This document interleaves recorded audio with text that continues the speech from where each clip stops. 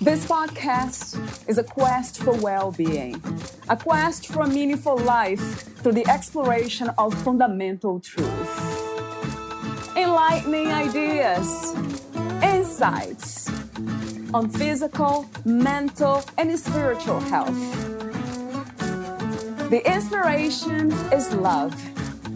The aspiration is to awaken new ways of thinking that can lead us to a new way of being well. Welcome to Body, Mind, and Soul Healing Conversations.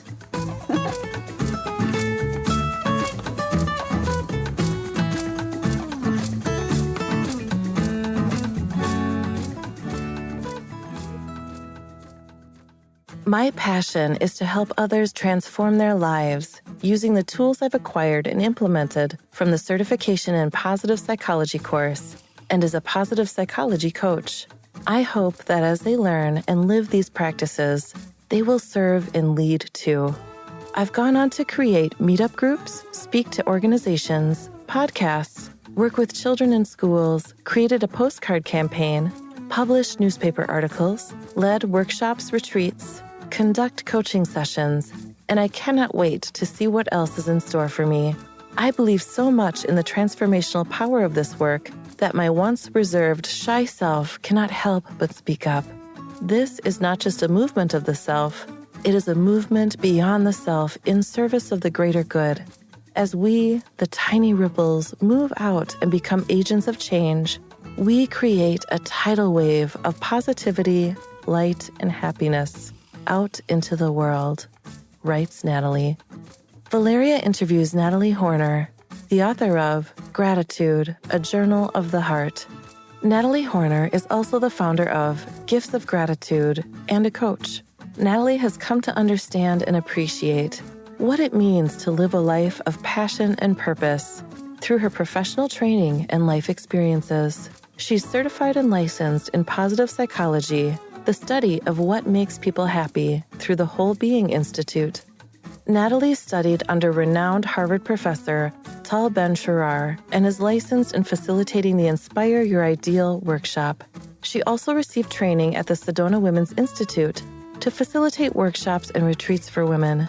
Her mission is for her efforts to serve as a beacon of light, hope, love, and peace in the world. Meet Natalie at nataliehorner.com and facebook.com/Natalie's Gifts of Gratitude. Here's the interview with Natalie Horner.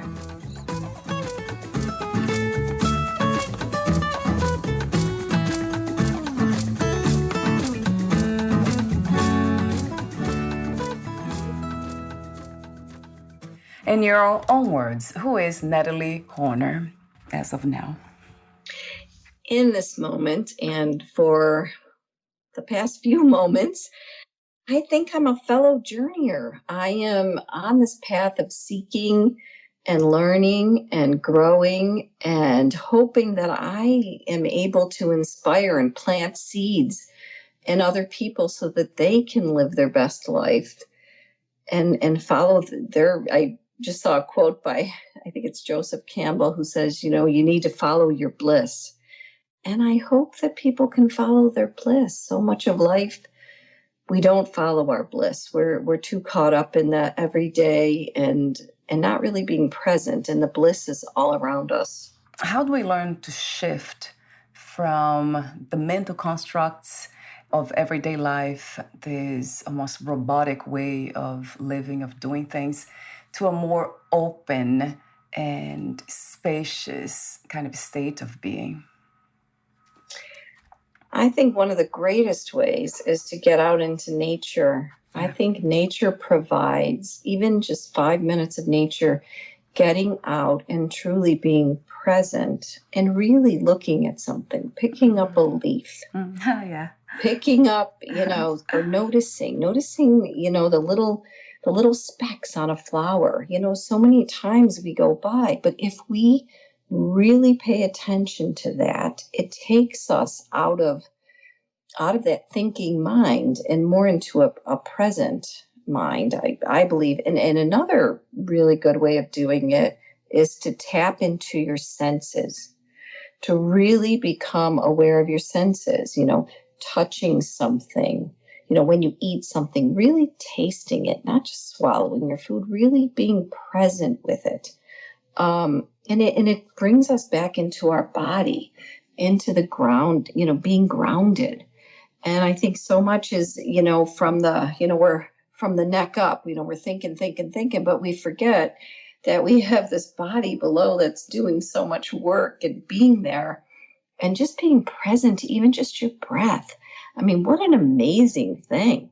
I mean, you do it and it's automatic. And the only time you realize that it's there is if you can't do it. And just to realize that just that breath is just such a gift, is such a beautiful thing. And to notice that and to be present, and how does it feel in your body? I mean, look at all the work it's doing. Your body's doing this tremendous amount of work, and just tapping into the sights and the sounds. There's so many times where we're driving, or I'll find myself, I'll go outside and I'll be reading something, and I have to really stop myself and say, listen, what do you hear? Because otherwise I wouldn't hear anything. We don't tap enough into those things. But if we tap into just one of those senses, it will bring us back to the present. So it's a really good thing to remember when we want to stop thinking so much, is to go back to our senses. When I think about nature, I think about all these plants, all the vegetation and everything that's out there. As an example, a flower, it reaches its full potential without thinking. So that's amazing to see. And you just mentioned the body. So the body is doing the same thing. It's keeping the organism alive without thinking. It's almost like automatically doing its job. That makes me wonder about our thinking ability. Wow, it's a gift, but at the same time, it feels like it's not. But it is, right, Natalie? It's just finding the balance, it seems to me. Yeah, and I think, one of the things, especially during COVID, what I really tried to focus on was that we could really start spinning our wheels. And that's what we do most of the time with the things that we're thinking about. We're spinning our wheels. And how many times are the things that we are worried about, do they really even happen? Our imagination kicks in, we start to think of it. So what I would do is to focus on right that moment and say, right now, am I safe? Am I healthy? Am I, I'm alive? I'm here, and let go of some of that mind chatter and just realize for that moment, the only moment we have is that we're okay. We're okay right now. And all those things that are spinning have not happened for the most part. So to keep spinning them, we lose the only thing that we have. We have that moment. And if we let that moment go, we've lost so much of our life. And, so it's really important to try and take that little step back when we get caught up in something, to acknowledge, here I am, I'm standing on the ground, I'm breathing, I'm safe, I'm okay, and really be okay with it. I can't worry about all the things in the world. Most things we have no control over. So it's not really not thinking, is to realize, to be aware when thinking has gone too far, isn't it? It has become overthinking. And now it's affecting our mental health, it's emotional health. And that's when practices really, really help. Because if we have not been practicing, then it's more of a challenge to manage, to stop thinking, not even stop thinking, but manage our own thoughts. That's what it seems to me. Well, I think a big part of gratitude is that it makes you more resilient. And how it does that is, I think people, if they understood, the more we practice, as with anything, The more we practice something, the more it becomes a part of who we are. And if we practice gratitude, it eventually becomes embodied. It becomes a part of who we are. And it rewires the brain. We've talked about that before, where that creates new neural pathways in the brain, which years ago we never realized that. We know that we can change our brain up until the day that we're no longer here, by creating these little tiny habits of change. So if you are waking up in the day, morning, and going out and with the intention of saying, I'm going to look for the good, I'm going to look at things to be grateful for, reminding yourself through the day to be present, to really look and see the miracles that are around you, then it changes the brain. And what happens is when we come up against something that's difficult, or, life happens, and, difficulties happen, and we all go through this as being humans. But when we go through it by practicing gratitude, what I've noticed and what is true is that when you do practice, it changes the brain so that when even a difficult situation arises, it's not that you don't feel those emotions. We feel all those emotions, but we are able to bounce back quicker because we've trained the brain to look for the good. So the brain constantly wants to keep searching for the good, even within the difficult. I had an example. In October, I lost 2 family members to COVID within 3 days. Very, very difficult. And when that happened, of course, it was devastating, and it still is. And I still feel those emotions and those pain. But I'm able to look at it and go, you know what? What a gift I was given. I was with my uncle the month before, I don't know how many times, much more than I normally would have. And I don't know why, but I feel like it was a gift. I'm like, wow. And I got to say some things to him that, the words were said. We told each other we loved each other. We shared, a lot of, really nice things. He had taken me out for my birthday for lunch. And, there just was such a beautiful feeling there that when you practice gratitude, even in the difficult, I'm able to find something good about it, if there is such a thing. That's another message that resonates very much with me. So it is a practice, but it's not just an intellectual practice. It's something that changes the physical brain, which is incredible. The brain, and it changes the way we see the world. And especially for me, I grew up in a home life that was very dysfunctional and chaotic. And most times there was, depression and things within the family. And, you grew up with that negative bias where you saw the world through these, I would say dark glasses, I guess. And so to change the brain and to start to see the world in a different way, it's possible. It's possible for anyone. What a beautiful message that we all need to hear and be reminded of. Thank you, Natalie. Oh, thank you. With that in mind, how did you discover the power of gratitude at first? How did this begin?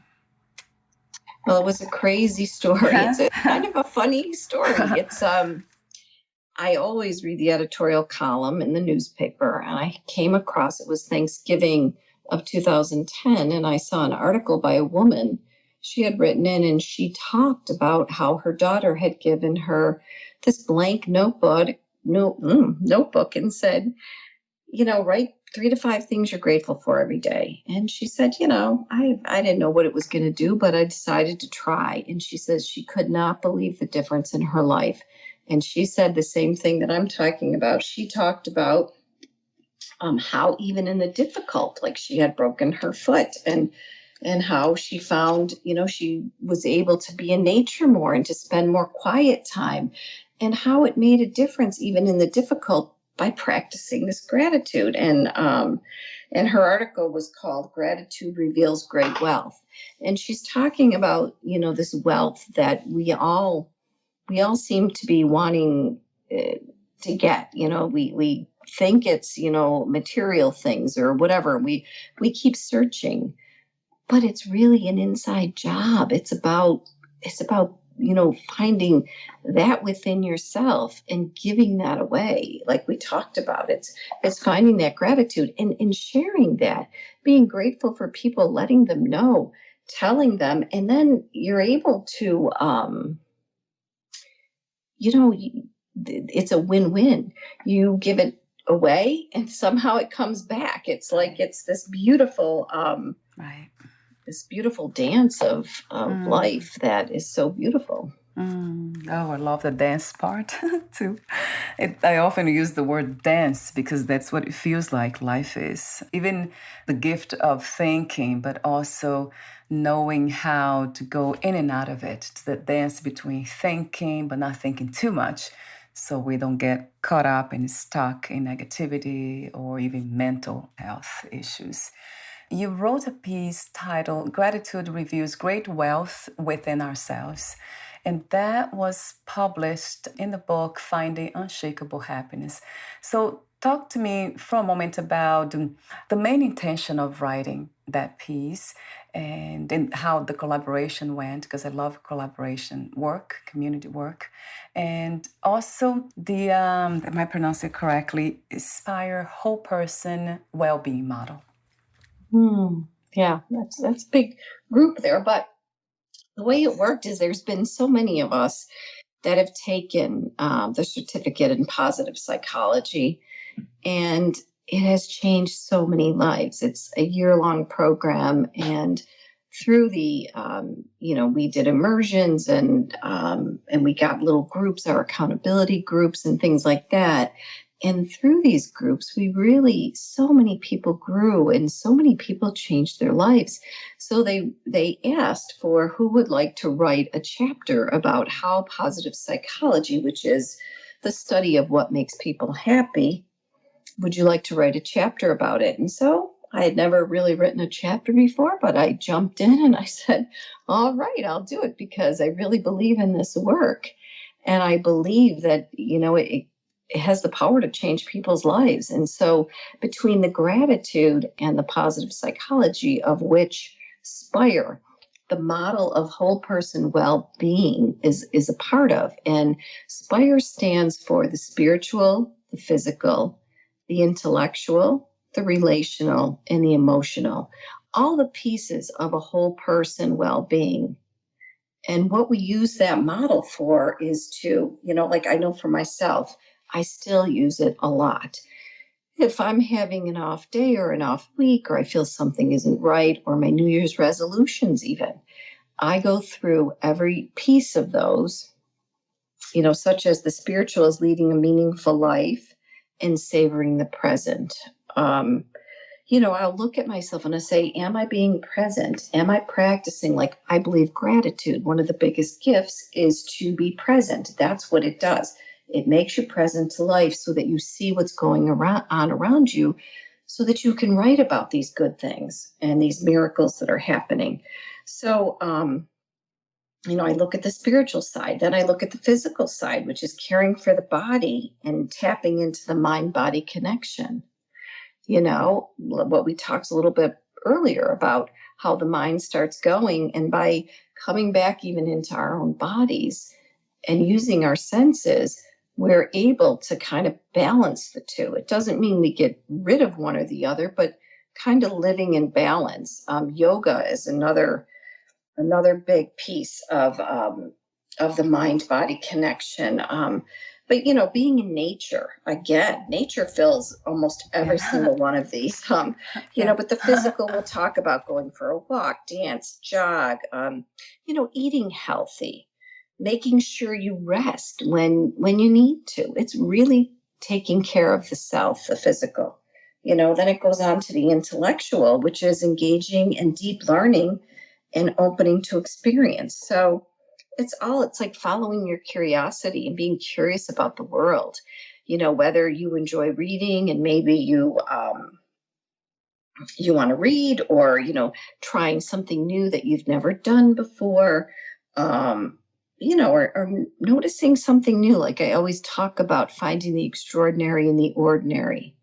There's so much to see, but we don't see it. So that's part of that one. The relational is nurturing a constructive relationship with self and others. It's not only your relation to other people. This is the relationship to yourself. How do you treat yourself? How do you talk to yourself? Having that self-compassion for yourself, love for yourself, but for others, because we're always told, and it's really funny because I always thought like, oh, people always say you got to love yourself before you love other people, and I always think, oh yeah, yeah, yeah, but we really don't we don't really come to that conclusion. But it was really, not a funny thing, but I had to set some boundaries with some things, and it really was about respect for myself. And I was so afraid because I love to do things for people, and in some ways want to please people, and I had to say I couldn't do something, and it was really difficult. But I noticed that after I did it, I felt like the other person respected me as a person more, and I respected myself because I had listened to myself, and I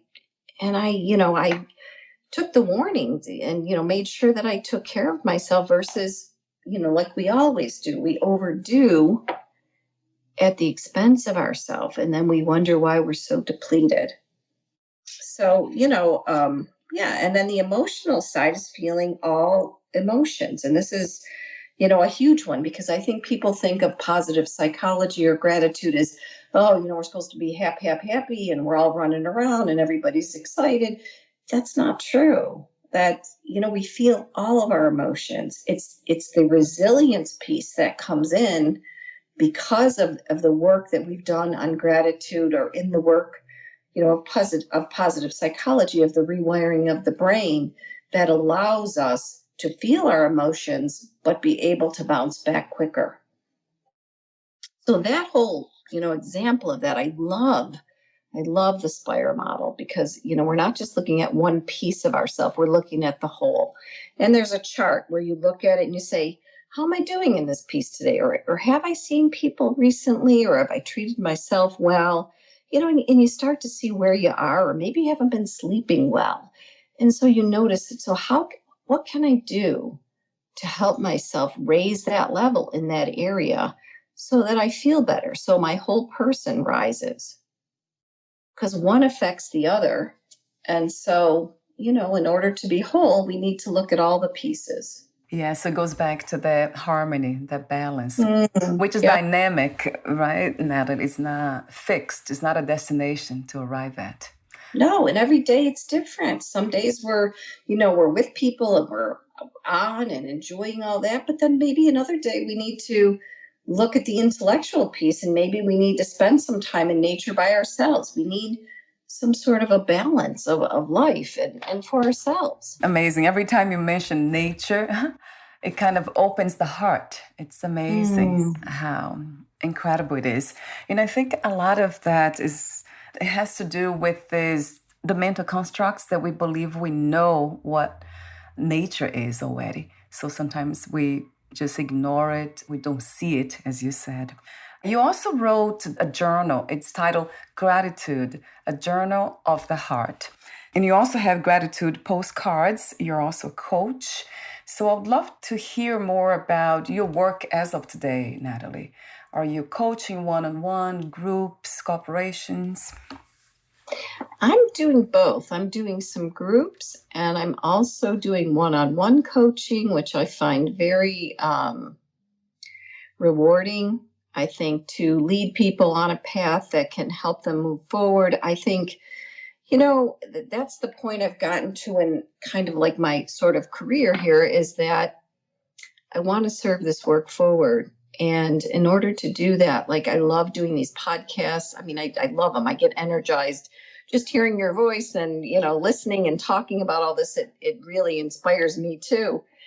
But I find that sometimes, if we do, a 1 hour talk or whatever, we don't have the impact of really working with people and helping them to get onto the next level of really practicing, of being accountable. Like, I think it's Peter Drucker. He was a famous business, maybe mentor or teacher.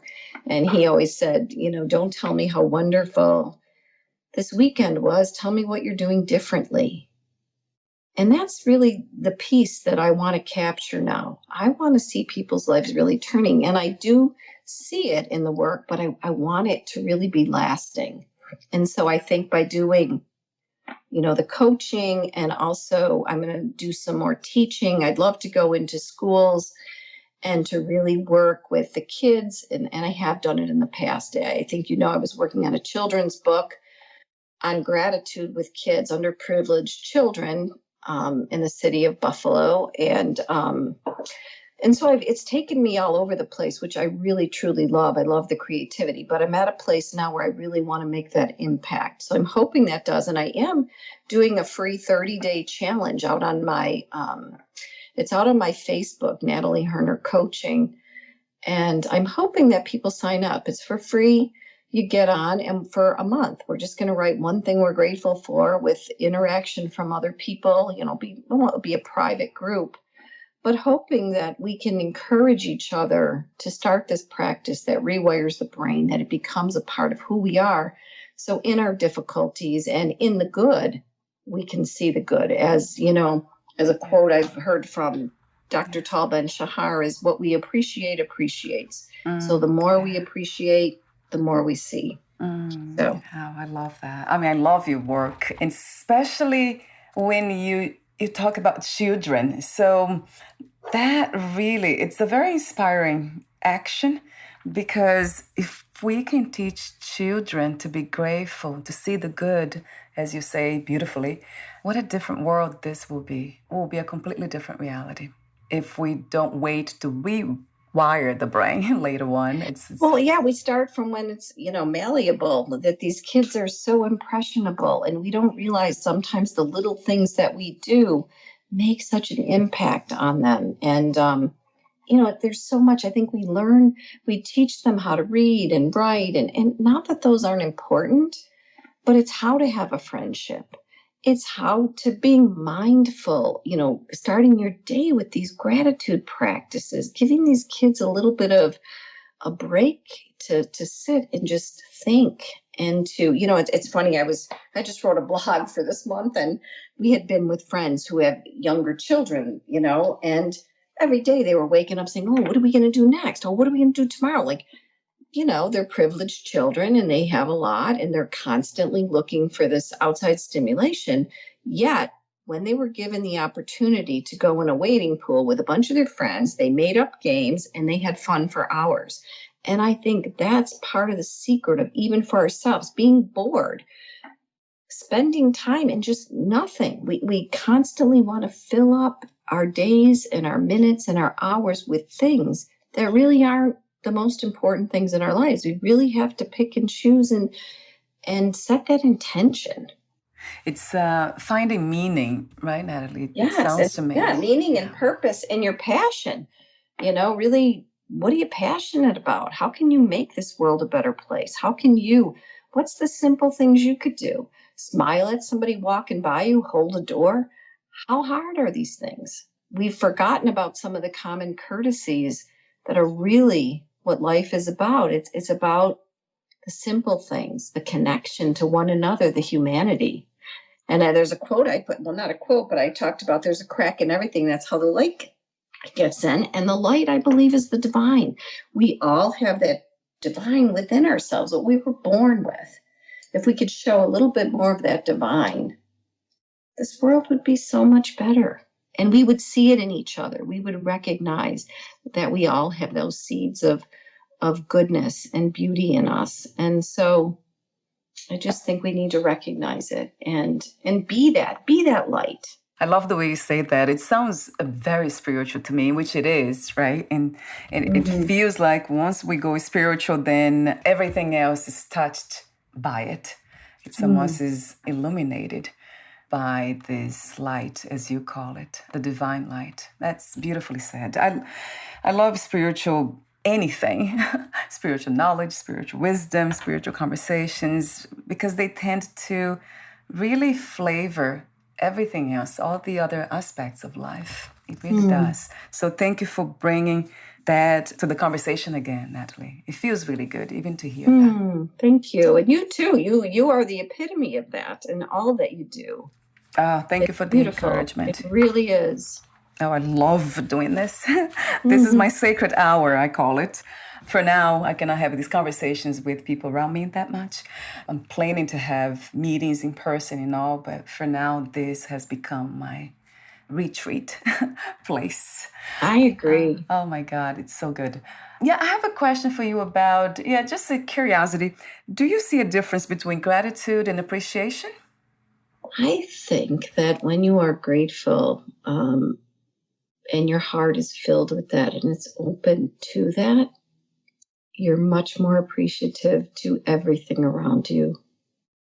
And you're able to express that. I think so many times, we want to say things and we don't. But I think when we're grateful and we walk around this world, like there's a definition of gratitude that I love. There's a huge one that talks about so many things, but the one I think I love the most is from Webster, and it just says, gratitude is the state of being grateful. And when you live from that state of gratitude and you're filled with that in your being, I think the appreciation comes and you're able to express it because of it. So appreciation comes from a place of gratitude. Yeah. Yeah, I was trying to understand that because I think it's been 6 months now. I have changed. Before, I would sign off emails, text message and all that, saying much love and gratitude. And then I changed to much love and appreciation. And all of a sudden, without thinking. So I was wondering why that happened. It might be because gratitude was established. I think so. And you're embodying it. And so, when you put that out there, now you're giving it back. It's like a give back. You're saying, I appreciate you. And I love when you talk about the small, simple things, being appreciative of those small things, simple things in life that mean so much. It really opens the heart. It's amazing. Like when you speak from a place of spiritual knowledge, anyone speaks from that place, there's something happens in me. It's just the heart opens. And there's this huge feeling of appreciation, not just for the person as a person, but that divine energy that can be felt. It's almost like a transmission, I would say. Well, it's what I do a lot of times, like when I start like these podcasts or I'm interviewed by somebody or whatever, I really start the whole conversation by having a heart full of gratitude and expressing to the person how grateful I am to them. And it just opens up that channel and to give and to receive from a really authentic, loving space, spiritual space. And it's interesting because I connect gratitude, appreciation, all these wonderful feelings and all the others with this sense of being open to life. The more open I am, or anyone is, then the more we tend to feel these very subtle, precious gifts that life has to offer. That's right here. It's actually not hidden. It's always in front of us. No, but there's that quote that said you can see, either you look at life as everything's a miracle or nothing is a miracle. So it's focused, right, Natalie? It's all a matter of focus, of what lens we're looking through. Right. I realized that more than ever. You wrote about losing your aunt suddenly to cancer. You made that connection. I would love to hear more about it, Natalie. Well, it's like I said about the COVID with my uncle. It's the same thing with my aunt. She was diagnosed and she died 6 days later of cancer, which, was a shock. And it was very sad. But I was able to go to that hospital every single day and get her flowers. She was conscious. Get her a warm blanket, get her favorite tea, and she wanted, a certain hamburger.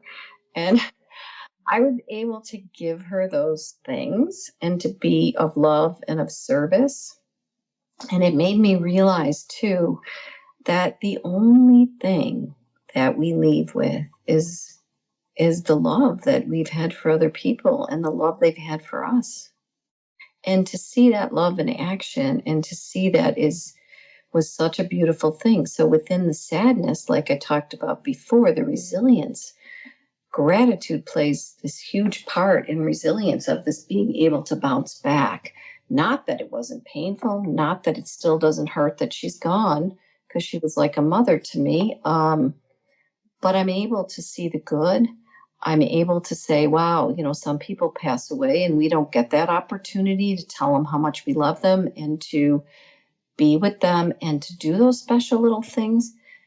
But it also brings us back to, why not? Why aren't we doing these things?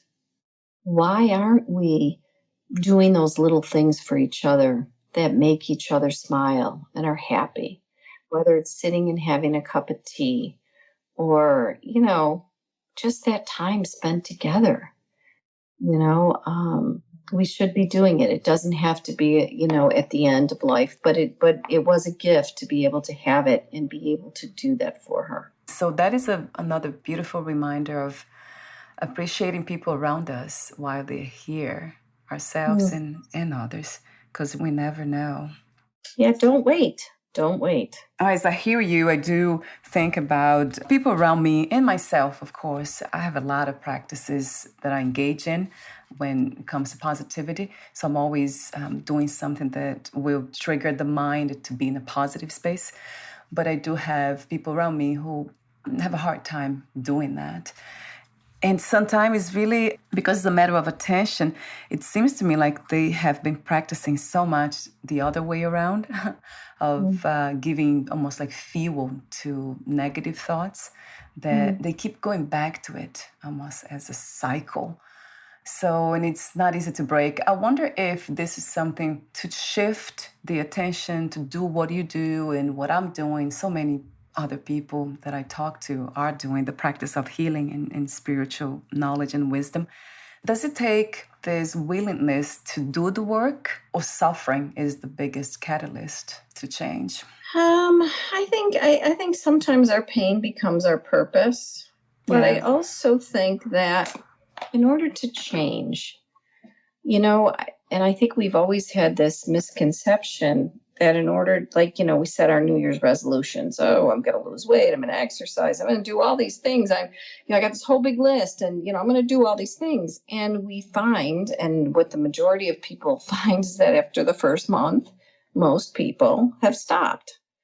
And why does it happen is because people make too large of it, they're putting all these changes all together. The way to truly change is, there's a word that I love. It's a Japanese word called kaizen, and it's small incremental change. And so that's how change occurs. You have to pick one small thing and start with it, whether it's gratitude, one thing a day you're grateful for, or it's, and sticking to it. And if you do have a day off, permission to be human and go back and do it again. Just sticking with one tiny thing. And what I've found is, as you make that tiny change and as it becomes a part of you, all the other things that you wanted to change, they start to happen. It's like a domino effect. And so that's how change occurs. So they have to be willing to try one small, simple thing and stick with it. And I think you'd see a lot more people be able to change, because people make these too lofty of goals and then they start to fail and then they give up and it's too hard. So you start small, tiny, teeny, tiny. That's a beautiful advice, suggestion, reminder. Yeah, start small. Right. It makes so much sense, Natalie. Thank you for saying that. So we're almost at the end. I have a few more questions, the ending questions. Before that, I want to mention, there's a quote from Thich Nhat Hanh that you mentioned in that article. You say, to live in the present, or he says, to live in the present moment is a miracle. Beautifully said. We have been talking about the present moment, being here now, and miracles. So that puts everything together. So this moment is a miracle. That's a profound message, and one that the mind has a hard time understanding. But I think we have to bypass the mind in a way. But the heart knows. Yes, the heart knows. Absolutely. And I love the subtitle of your book. That really resonated then and now and forever. Gratitude, a journal of the heart. I love that.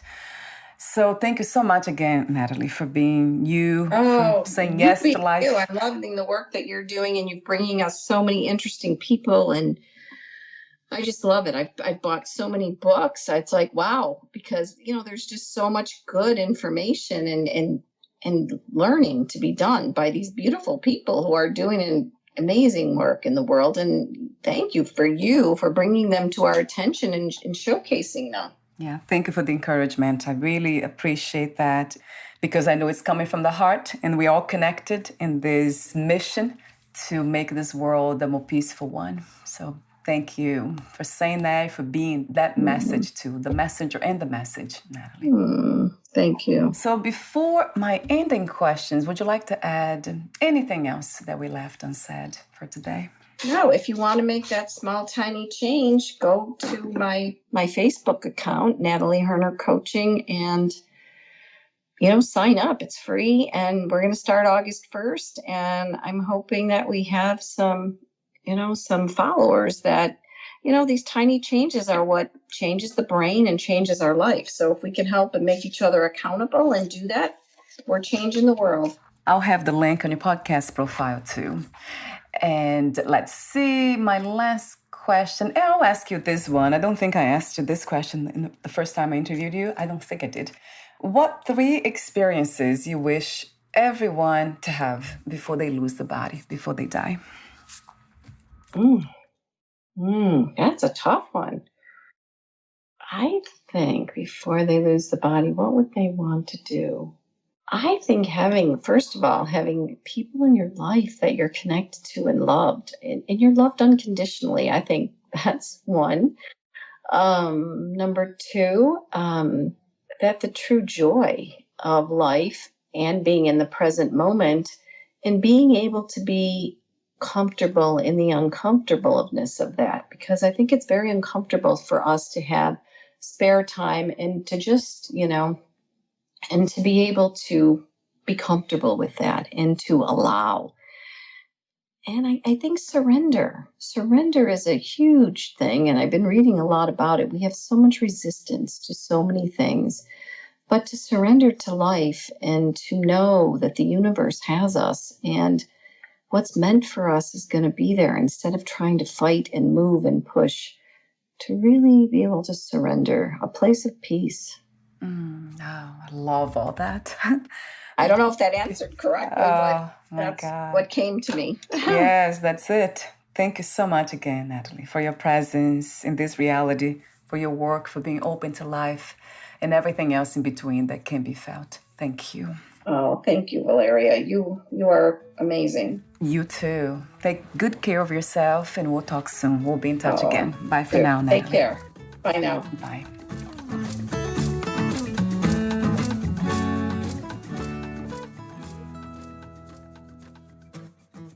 Thank you for listening.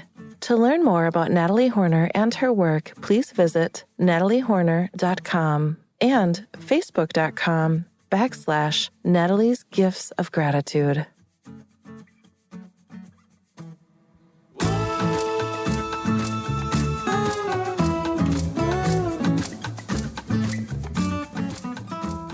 To learn more about this podcast, please visit fitforjoy.org/podcast. Thank you again for listening, and bye for now.